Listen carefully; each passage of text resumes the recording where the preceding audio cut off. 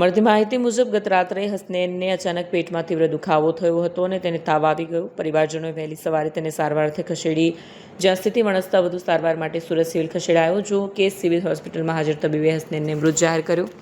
પ્રાથમિક માહિતી અનુસાર મૃતક હસનૈનના પિતા ચાની લારી ચલાવીને પરિવારનું ગુજરાન ચલાવે છે. પરિવારમાં માતા પિતા, હસનૈન અને તેની એક નાની બહેન છે. બાળકના અકાળે થયેલા કરુણ મોતને કારણે પરિવાર શોકમાં ગરકાવ થયો છે. આ ઘટનાએ આસપાસના વિસ્તારમાં પણ દુઃખની લાગણી પ્રસરાવી છે.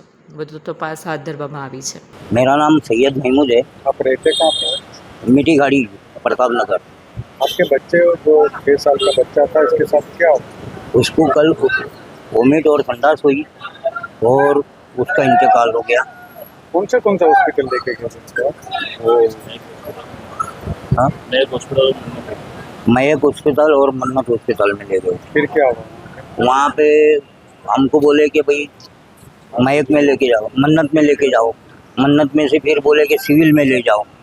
फिर सिविल में आए तो पता चला कि बच्चे का इंतकाल हो चुका।